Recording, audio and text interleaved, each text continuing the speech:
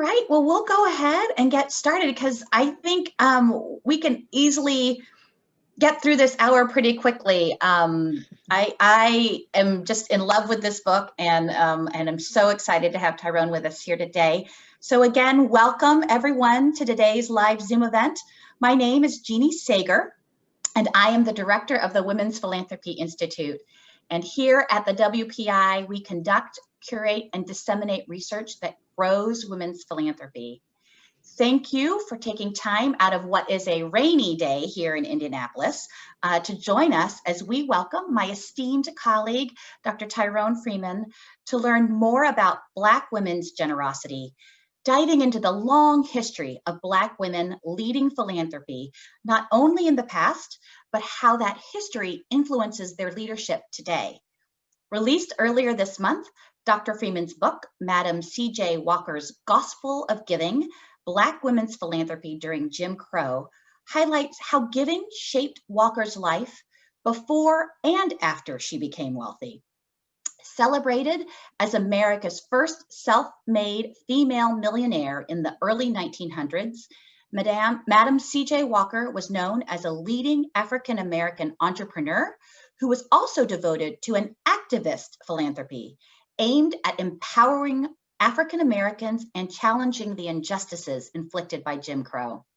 We are excited to have Tyrone Freeman join us today to share more about Madam C.J. Walker and her approach to giving and generosity that helped influence a generation of women, along with more about the generations of Black women who inspired her. In reading her story, threads of WPI's research weave throughout her experience, and I very much look forward to making those connections in our conversation. But before I introduce Tyrone, I think it would be helpful to gauge how many of you in our audience may already know Madam C.J. Walker. So we are going to launch a poll and get a sense of our collective familiarity with this trailblazing and inspiring human. So you'll see two questions. So one, how familiar are you with Madam C.J. Walker? And how many of you have seen the Netflix series starring Octavia Spencer titled Self-Made, inspired by the life of Madam C.J. Walker? So let's see.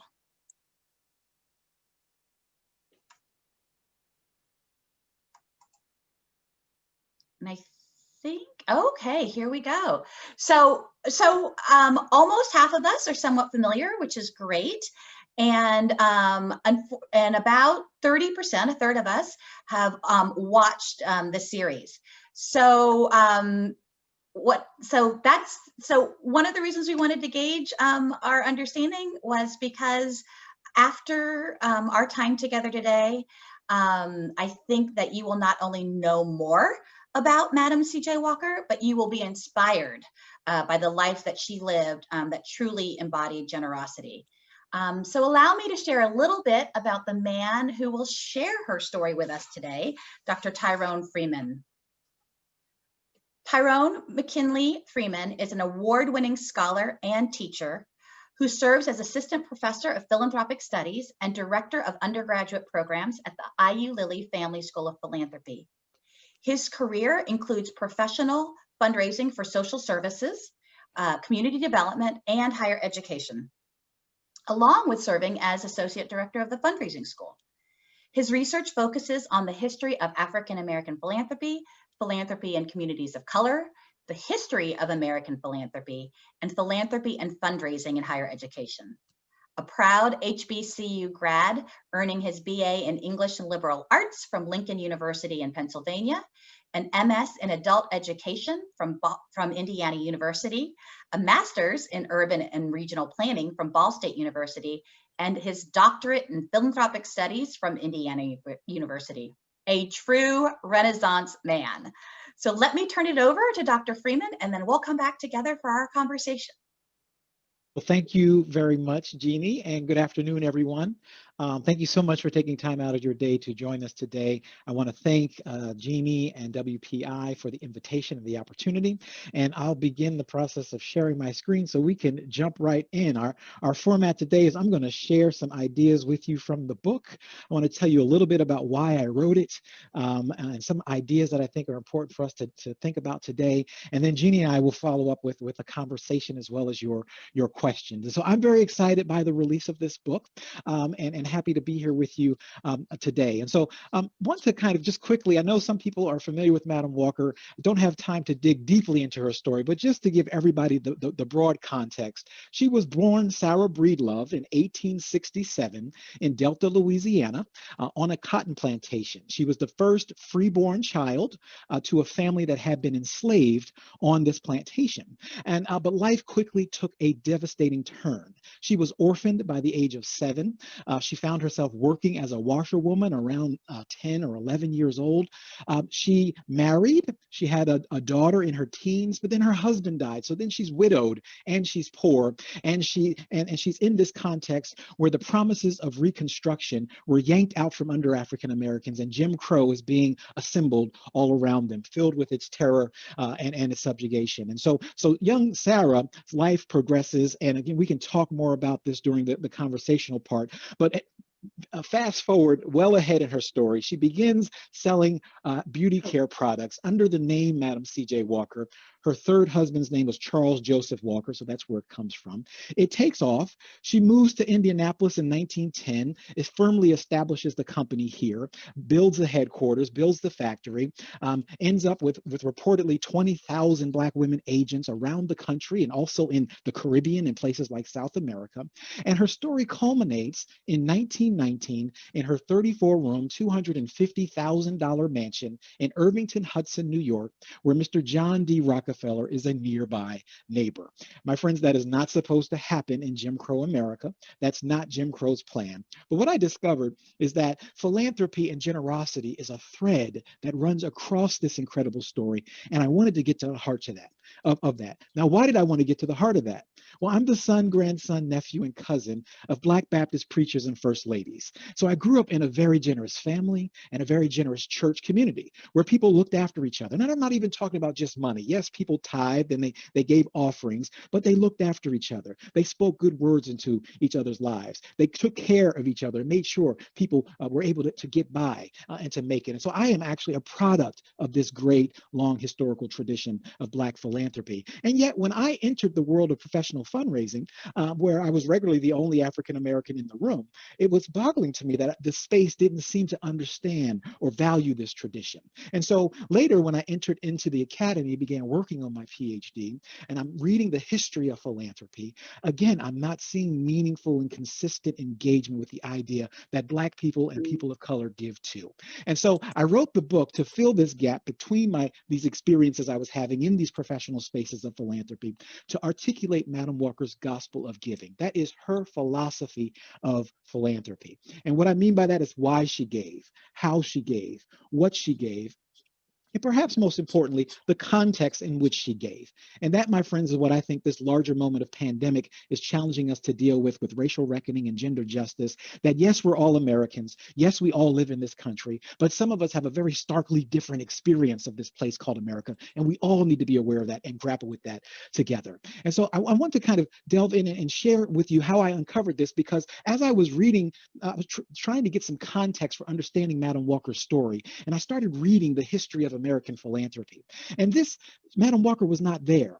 This history focuses on people like Andrew Carnegie, men who spent their lives accumulating wealth and then established great foundations that really fundamentally changed the way we think about philanthropy today. But again, along the way, the privileges of race accrue to them, even if they were poor in the beginning, right? They no longer had to deal with that anymore. So this model doesn't really explain Madam Walker. So I went over to the history of women's philanthropy, and Madam Walker was not there.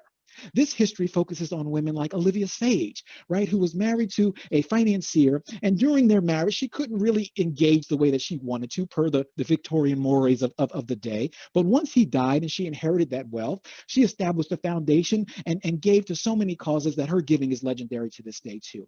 But this history doesn't explain Madam Walker either. You see, Miss Sage and her peers were women of leisure, that they were women who saw themselves as having a responsibility because their needs were met, right? And yes, they're grappling with sexism, but they have the privileges of race that accrue to them. And they didn't often extend their sympathies towards Black women and women of color in this regard. So this doesn't explain Madam Walker. Madam Walker entered the economy around 9 or 10 and never left. Olivia Sage didn't have that experience. So this history wouldn't bring Madam Walker to the fore. So then I went to the history of African American philanthropy. Madam Walker was not there.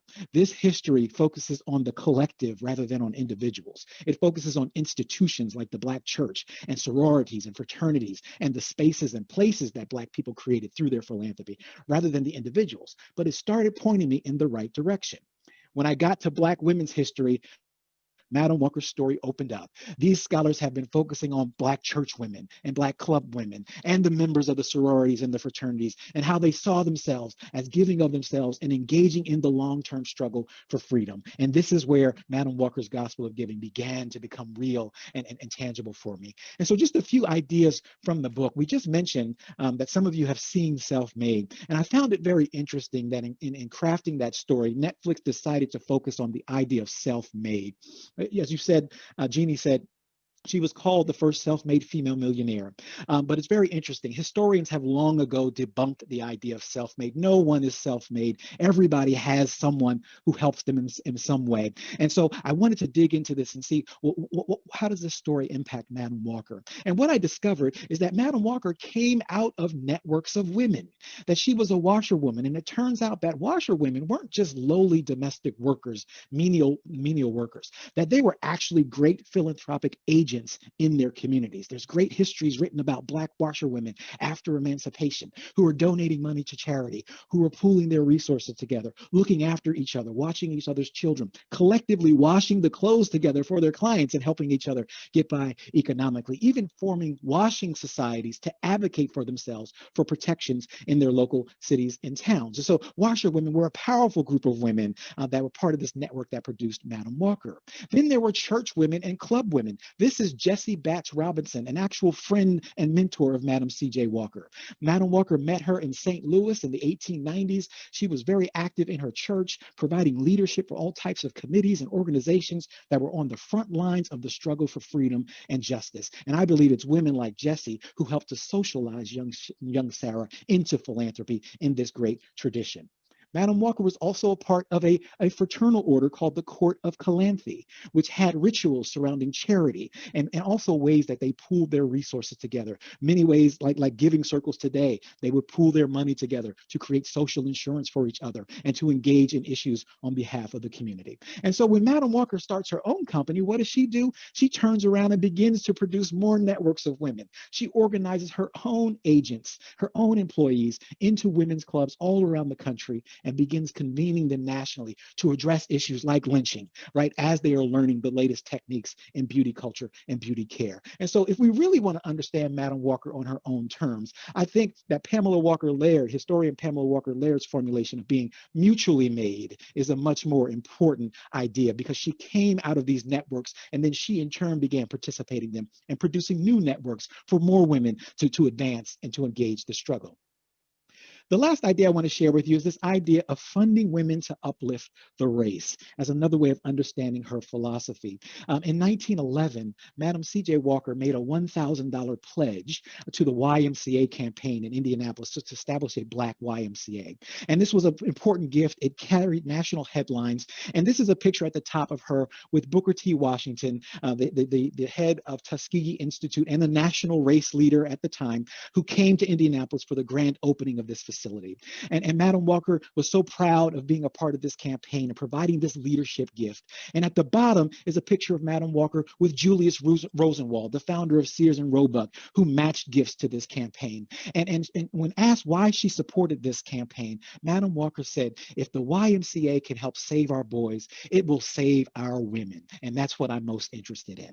And so a few years later, after this Y got established, the Phyllis Wheatley YWCA opened up, and Madam Walker was at the helm and engaged in that process too. We also see Madam Walker funding and supporting organizations and institutions founded by her sister educators and sister philanthropists like Mary McLeod Bethune, pictured here in the middle, who had a school in Florida that's still alive and well to this day, Bethune-Cookman University, right? And she's funding all these schools across the South and social service agencies funding her sisters. And it's interesting because there's a different relationship here. She became a very prized philanthropist to Black organizations because these folks knew they didn't have to do the same kind of political dance that they had to do with white philanthropists, like the Slater Fund and with Carnegie, who wanted to impose other missions and focuses on their institutions. No, they could be themselves and get resources for what they were trying to do for the race because Madam Walker understood what they're trying to do. And then there's her friend, Jessie Robinson again, who again, not only helped to teach her and socialize her into giving, but also became a connector.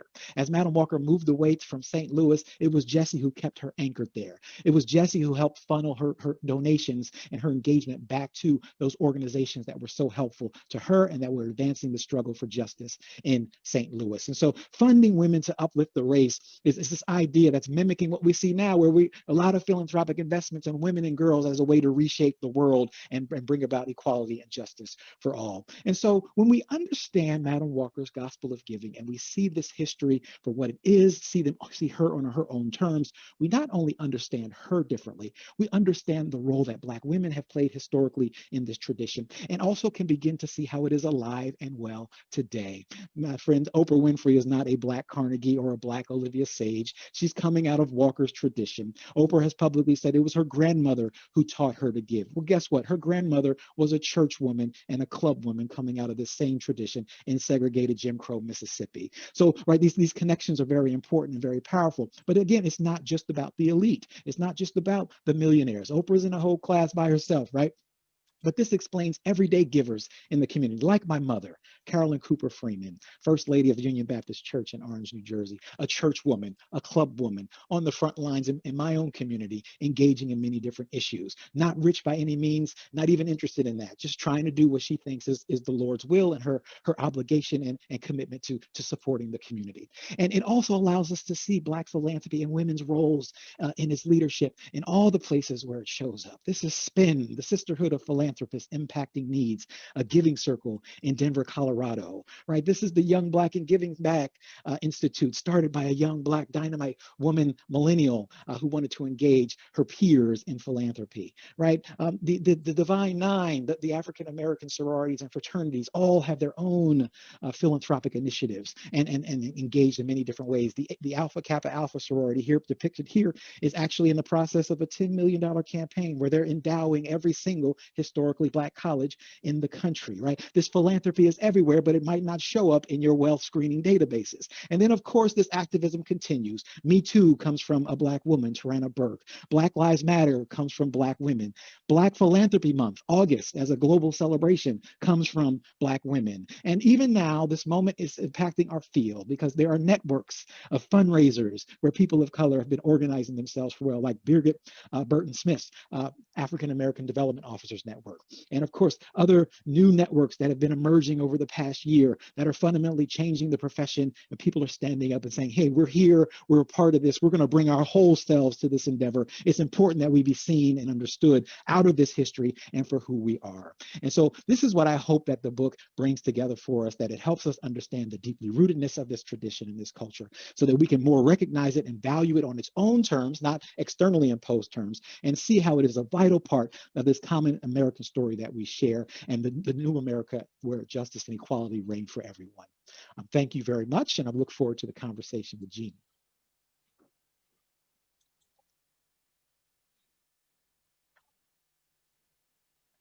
Thank you, Tyrone. What a fantastic kind of quick dive into the book. I was telling Tyrone I finished this last night, and quite literally devoured it.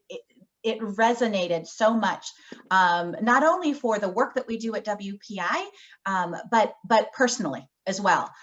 So thank you for putting this out there. You can tell that a lot of love, sweat, and tears went into this, I am sure. So very proud of you and your work.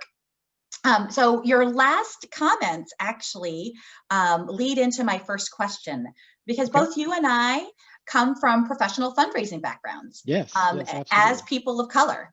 And we have quite a number of fundraisers in our audience today that are very interested in how to engage women of color more fully as philanthropists. And as fundraisers, what can we find in Madam Walker's experience to help us challenge our profession, to engage more women of color as donors, and also attract more people of color to our profession? Yeah, I think it starts with understanding the history and seeing them on their own terms, as I've been saying here. Again, they're not trying to put them into someone else's mold, but to see what they're doing and on their own terms and understand that and appreciate that. And then it begins with the engagement. You know, national studies show that people of color have report lower levels of cultivation and solicitation than white donors, right? So that's a problem that we in fundraising and advancement have created and that we have to tackle. And so it's important that as this larger moment is challenging us, that we do the work to change our institutions in the way that they think about these things and open up and become more hospitable, even reshaping and co-creating something new in some instances. But there's also things that I think advancement folks and fundraisers can do because they have a lot of agency, right? Fundraisers determine who gets a visit and who doesn't. Fundraisers determine who gets the invite to the event and who doesn't, right? Who makes the prospect list and who doesn't. And so I think this is a call to say, hey, who have you been engaging lately and who haven't you been, right? And can you go back into your database and into your organization's network and say, who do we need to start centering that we have not had a consistent history of centering? They're constituents too. They deserve as much attention as anybody else. And this is very important for us to begin to do. So those are the kinds of little things, just shifts that I think people can make when they go into the office tomorrow or the living room tomorrow, right? Right. To just change, right? You know, who you're engaging with and get to meet them on their own terms. One of the things I've heard from fundraisers say, well, I've invited, you know, my donors of color. They don't come to the events or they're not responsive to my attempts to meet with them. I say, lean into it. Keep trying. There's a reason for that. Understand what's going on. Find out the kinds of things that will interest them and how you can connect in a way that's meaningful to them. One of the things I think is so powerful about the new networks of women that are coming online in the space of philanthropy and fundraising is when you look at the kinds of programming that they're doing, that they're creating for themselves, it's completely different than what you see at AFP and CASE and others, right? They are literally bringing their whole selves to this work, and there are things about self-care, and there's things about their identity, and there's the nuts and bolts fundraising stuff. So I think these new networks are giving you cues to the kinds of things that women of color are really interested in and the ways in which we need to rethink programming that are supposed to be designed for them but aren't reaching out to them.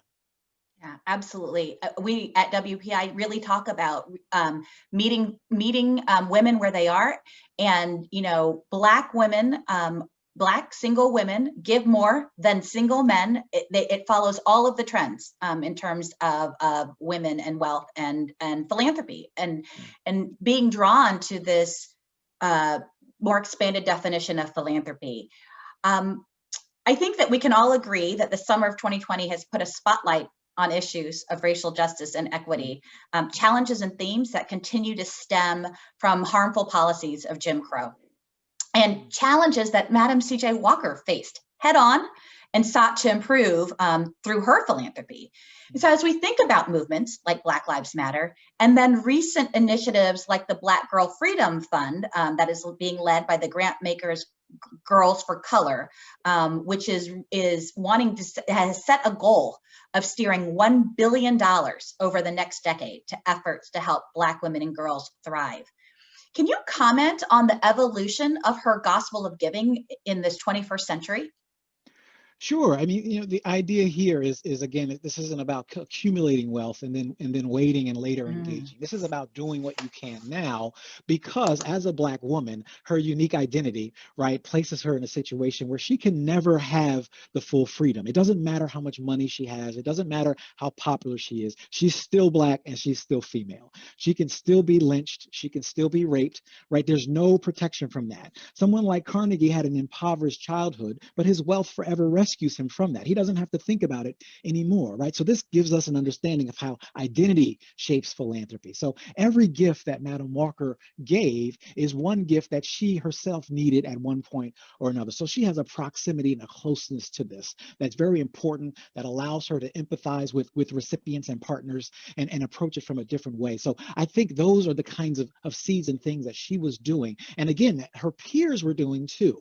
I'm not saying that she created this, right? I'm saying she inherited this from the women around her and the women before her. And then she has a unique platform through her incredibly successful business. So she gets to put her own stamp on it through her unique personality and her story. But then she kind of propels it forward, right, to future generations. And so that's why I do see, these movements today as extensions of that, because Madam Walker was a part of the anti-lynching movement, which is the origins of Black Lives Matter, right? Madam Walker was engaged with suffrage and helped to start an organization here in Indiana, right? And so she was on the front lines engaging those things. And this is what many of her peers were doing. She's not unique in that sense. She's part of what that expectation is. And so I see that as foundational to what's going on today. I saw it in the lives of the women in my family, and I see it today in out in the landscape as I'm interacting with different organizations and doing my own research and participating in the field and connecting with folks.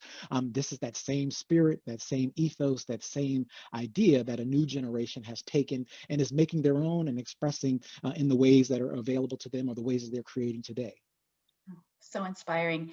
Let's dig a little bit more into, as you share in the book, that Madam Walker's Gospel of Giving embodied all aspects of her life and were firmly rooted in what you identify as the 3 C's. Yes. So church, club, and company. Yes. This resonates with our research at WPI that confirms that women like to give together, that their philanthropy is often inspired by others who model the behavior. And for women who are quickly rising as business owners and entrepreneurs, really embracing tenets of corporate social responsibility. How can the 3 C's of her approach help inform professionals today about African American philanthropy? Yeah, so it's important to understand the context in which I articulated that, right? So this is before modern day tax policy. Madam Walker is operating before income tax is just beginning to come online because of World War I.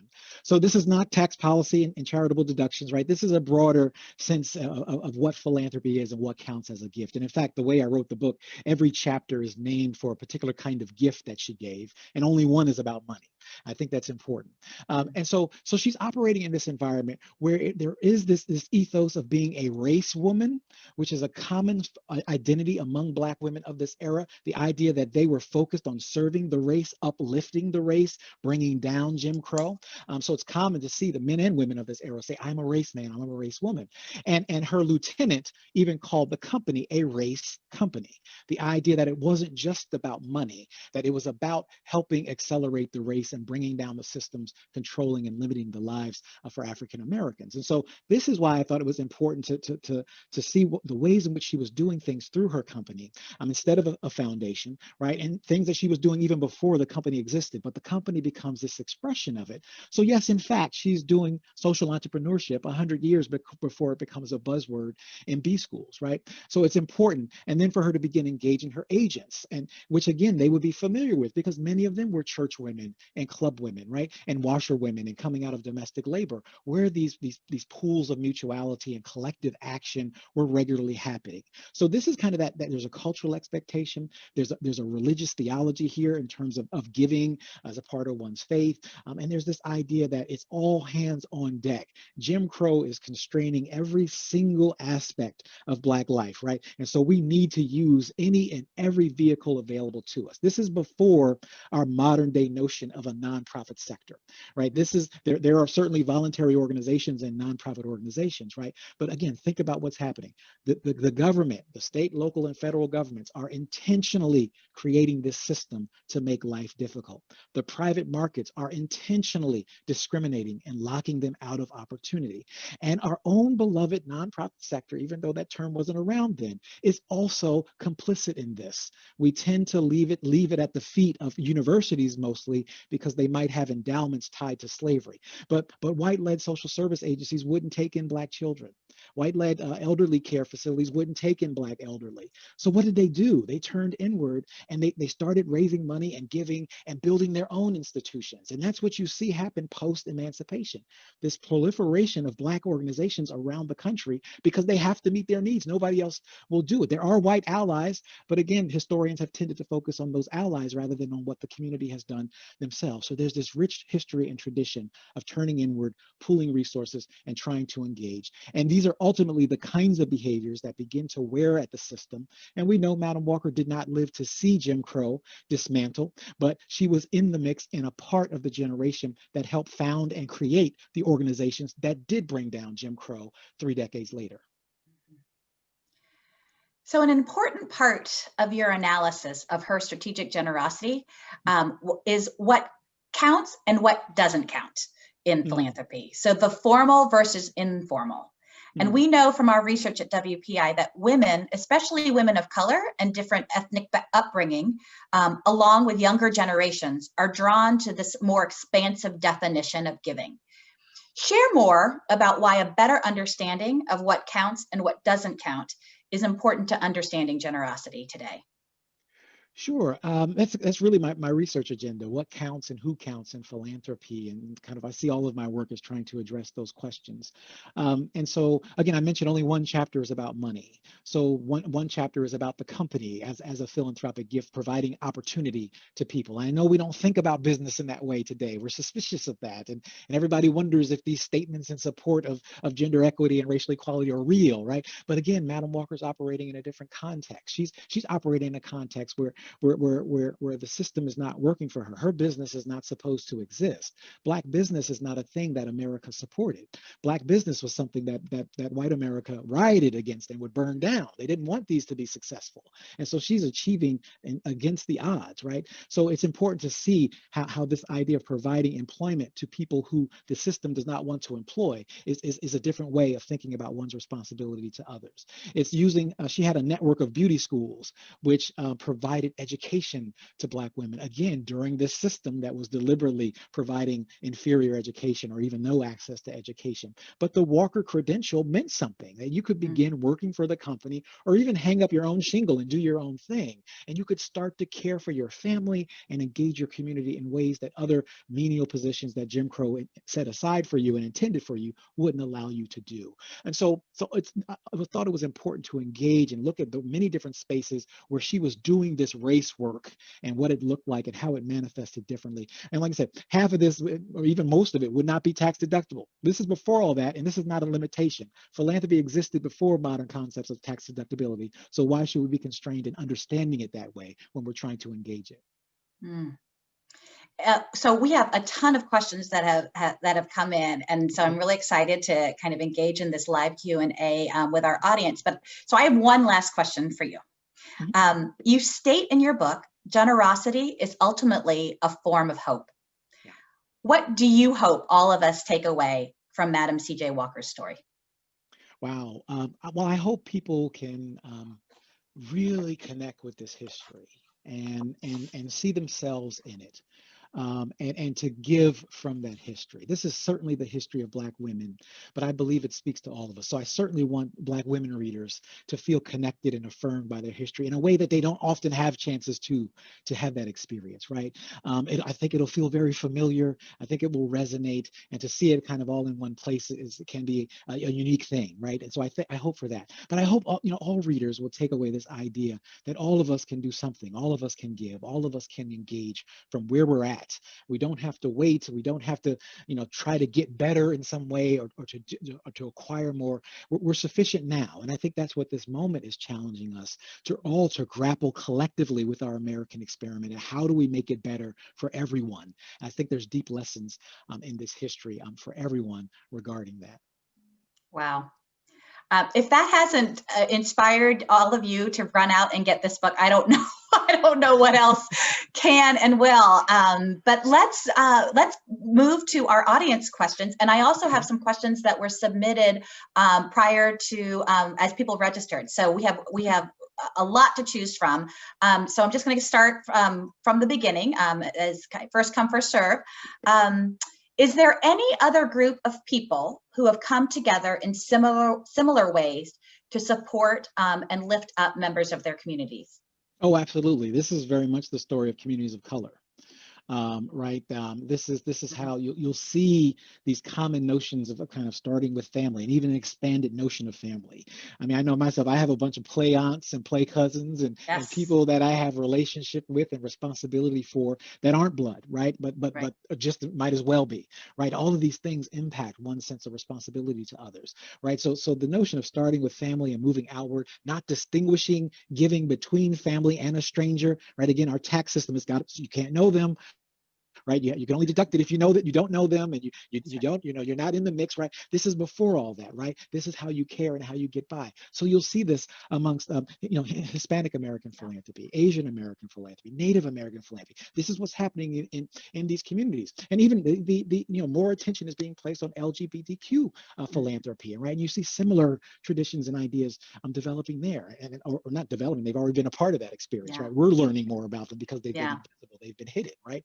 So yes, very much, and even before America, you can go back. These Black philanthropy traditions go back to Western Africa before colonialism, right? You can find similar traditions of collective giving and mutuality in Asian countries and Hispanic countries, Spanish-speaking countries. So these are very much vibrant and important traditions that we need to understand. And I think that this certainly is focused on African American philanthropy through the life of Madam C.J. Walker. I think you'll find similar connections to other communities of color and the same general call that we're all making, WPI is making, that we need to value and respect these donors and the traditions that they represent and that they give out of, and that we in the field have to kind of get up to speed and catch up to them because they've been giving all along.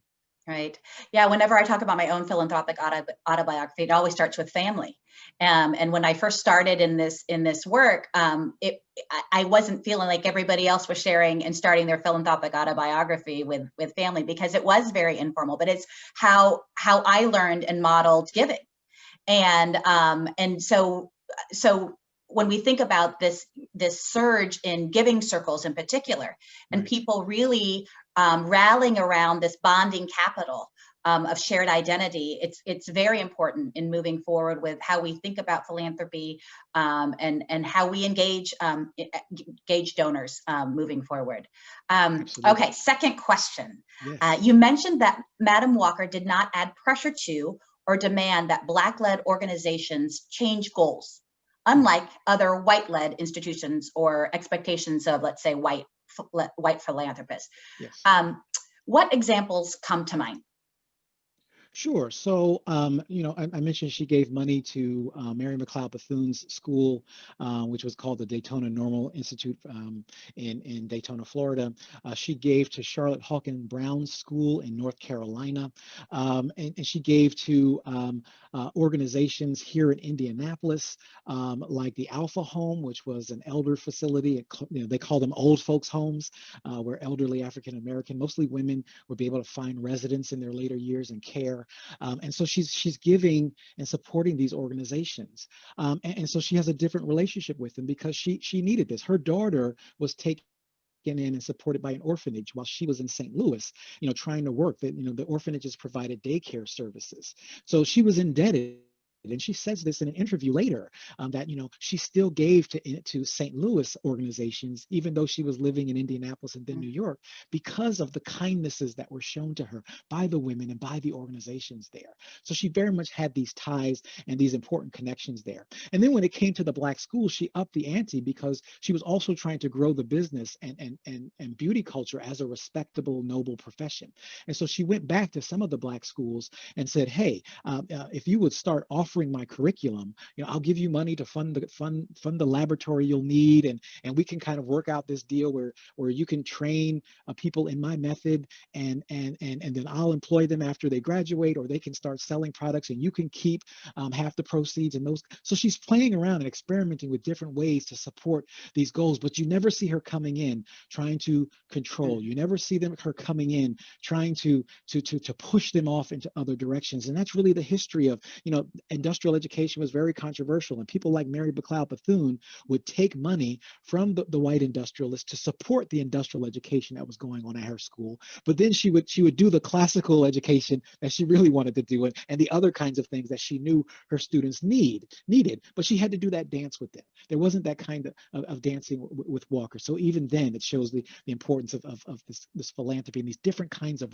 this relational approach to giving and understanding each other in a different way. Yeah, which again speaks to WPI's research, in particular, how empathy really motivates women donors, as well as trust, and the what a big role trust plays in giving for women. So we have a question about the Netflix series. On balance, how do you feel about the dramatization of Madam C.J. Walker's story on Netflix? It did introduce her amazing story to a wider audience. Is that sufficient? Ooh, okay, you got me on that one. Is that sufficient? I was going to say, yes, it introduced a lot of people to her story. I know your answer to this because I read the book. So yeah, you're right. It did introduce more people to it, and to the extent that people now will follow up and for instance visit the archives that the Indiana Historical Society has for Madam Walker. They're now digitized, so you can go and you can read the same kinds of documents that I had to go through by hand because they weren't digitized then, right? But they're accessible, they're online, and you can dig in and find out the story for yourself. I think Hollywood did what Hollywood does. It created drama. It went in directions that actually were not a part of her story. So the general arc of the story is correct, but the details, the processes are very different, even playing around with time and space. I think it brings up some important issues in different ways. But to really get to the story, you've got to kind of do a little digging and do the kinds of reading and engagement so you can see what actually happened. But I think you can draw inspiration from it. In fact, the week after it came out, I was a part of a book club that wanted to come together and discuss it. And I was really, I was delighted to hear this.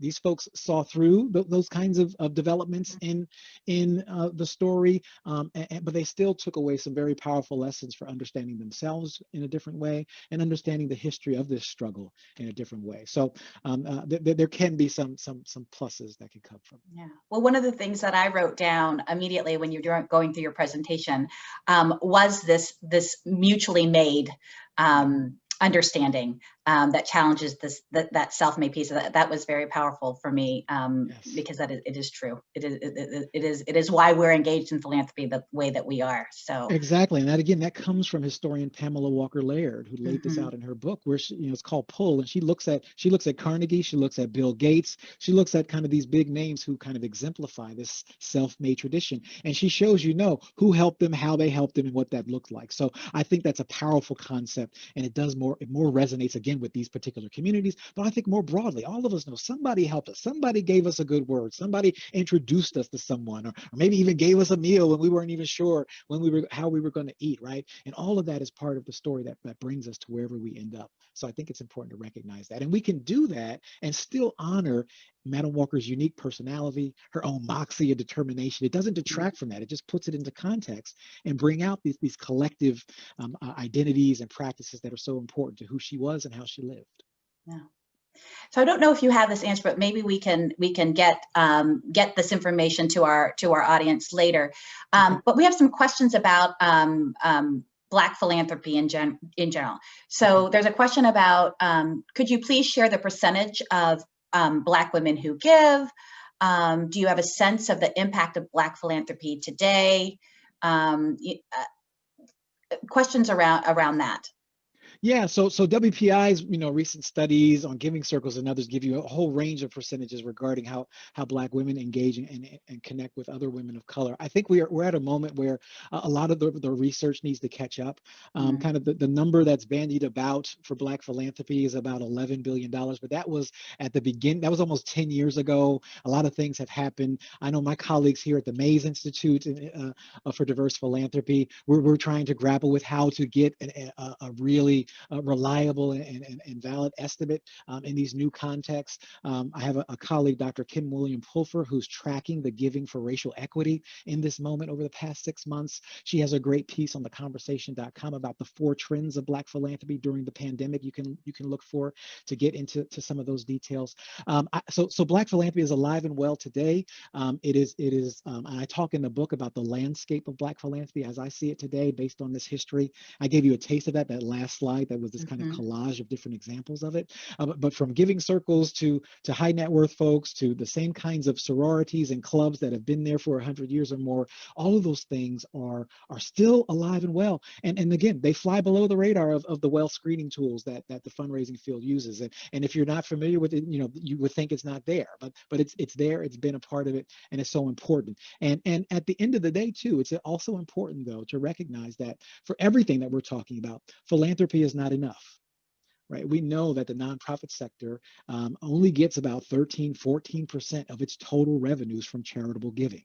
Most of the money comes from government. So this is why it's important that we collectively as a society reckon with these issues. And again, this kind of multi-sector, multi-dimensional, all hands on deck approach, because it's going to take resources, it's going to take public policy, it's going to take a range of approaches to really move the needle and bring about the kinds of social changes that this moment is demanding. Yeah. Yeah, I love that answer because it's a good one. There is more to come. We are working on those questions in real time at the Lilly Family School of Philanthropy. So Yes. So stay engaged. We promise those some of those answers to these questions are coming. So we have a question that's based a little bit closer to home and more local. In terms of dollars, Dr. Freeman, could you name a few Black philanthropy groups that reside in Indianapolis? Maybe assess the progression of Black women philanthropy in Indianapolis, and where do you see growth locally? So many of these networks exist here. So there is a vibrant Links chapter, which is a historic Black women's service club. And many people don't know this, but many of the collections at the Indianapolis Museum of Art came from fundraising and philanthropy that group did, right? So to bring Black art to Indianapolis. But it's kind of that untold story. The Divine Nine are all here and engaged in their own kinds of initiatives. Again, the 9 collegiate fraternities and sororities. The African American churches are doing a range of things. Some of it is more of mutual aid focused within the congregation. Others are outside of the walls of the church and doing some things. Eastern Star is a very well-known church in the community here that has adopted and engaged with the surrounding neighborhood off of Emerson, where they actually are building 40 household units in partnership with Habitat for Humanity, and the congregation is paying for that. And they're also trying to deal with the food desert issues and healthcare and others, right? So all these things are happening. There's a brand new giving circle, African American giving circle, started by my friend Marshawn Wally and some other important folks in the community who've bringing folks together around these same ways. So again, these things are here. Sometimes they're so ubiquitous and so normal that they don't kind of get attention. But they're a vibrant part of Indianapolis is fabric and the ways in which things are done and moving and trying to press for needs and change. And I also should note that, Flanner House on the near west side in Hallville, right? Madam Walker helped to fund Flanner House, right? And it's interesting, during her time, Flanner House was on the front lines of dealing with the tuberculosis outbreak in Indianapolis. And now Flanner House is helping that neighborhood deal with COVID, right? So it's important to see these connections and how this history is still alive and well today. Okay, one more question. One of the things that helped improve the impact of privileged white women's early 20th century philanthropy was their work in the settlement house movement. Jane Addams. Madam Walker knew the challenges of this life firsthand, which shaped her philanthropy. However, do you have any examples of how she further educated herself to expand her impact beyond those circles that she knew personally? Well, so one, just in terms of her own curiosity, we know again from firsthand accounts from the people who actually worked for her that she was a voracious reader. She read the paper every day, first thing in the morning, and she wasn't ashamed to ask people around her to explain a word to her that she didn't know because she didn't have the formal education, right? So as the CEO of this company, asking, her secretary, for instance, can you explain this word to me? I'm not sure what I'm reading here, right? She surrounded herself with very talented people, talented African-American people who could help her bring her vision to bear. So that curiosity, that striving is a big part of her story, and pressing for education. She did not only stay local, she had local ties in St. Louis and Indianapolis, but she takes on a national stage. She begins moving in circles with people like W.E.B. Du Bois, Marcus Garvey, Mary Church Terrell, Ida B. Wells. You name the leaders of this moment, she's in the mix with them and working in those networks, even funding some of the work that they're doing that's important to deal with this, and going international. This is a time when a Pan-African consciousness is arising amongst many African Americans, and they're connecting their own struggle at home with the struggle of people of color abroad.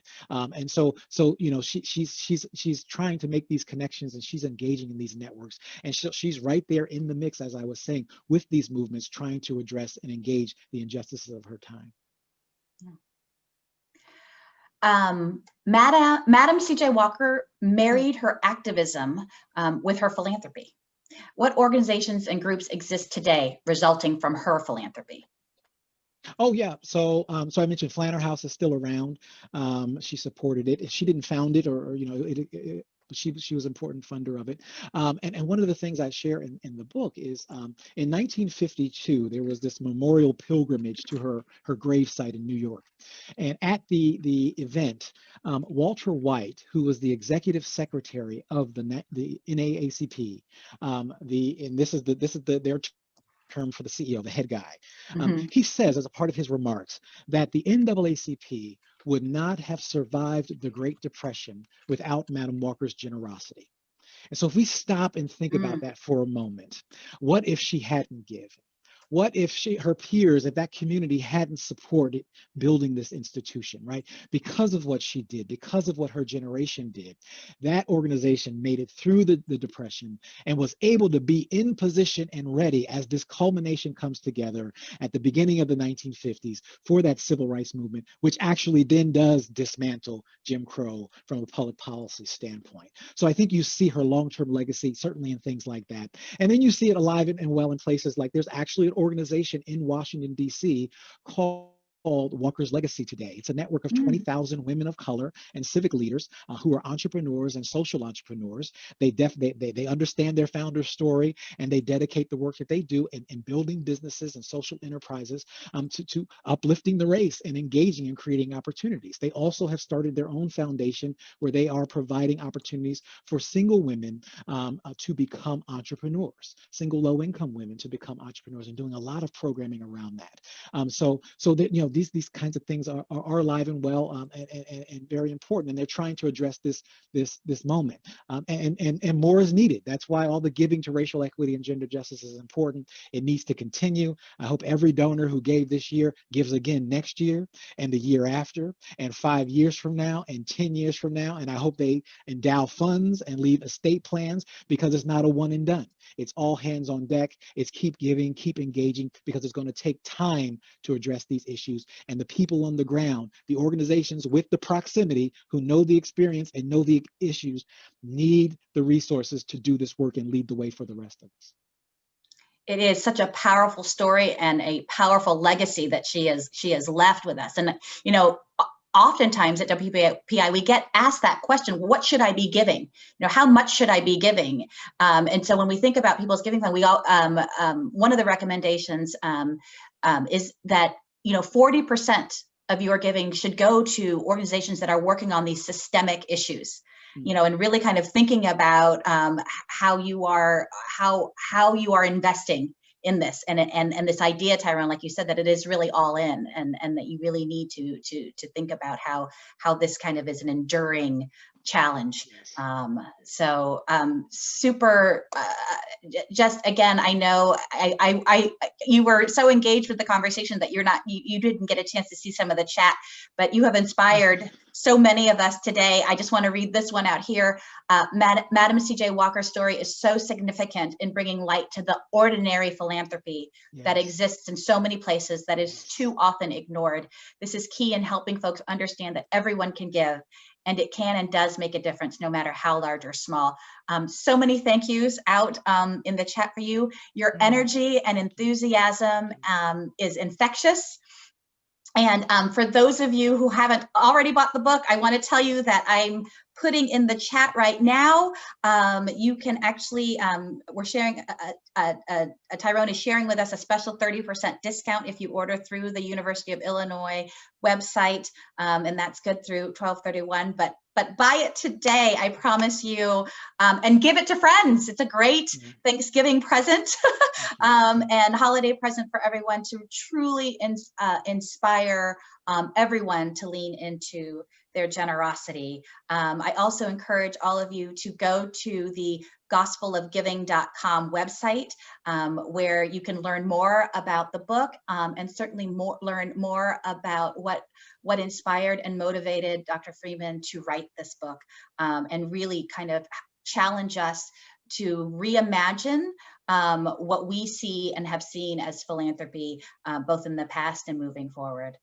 So thank you to all of you for joining us today. Truly grateful. And again, we will send an email out to all of you who participated today with those links, and just encourage you to learn more and live with the tenets of Madam Walker's Gospel of Giving. I think we are all in. Thank you. Thank you. Thank you, Tyrone. Thank you. I enjoyed it. And thank you, everybody, for spending your time with us today. Really appreciate you, and keep doing that great work. We need you out here. So thank you. Thank you, everyone.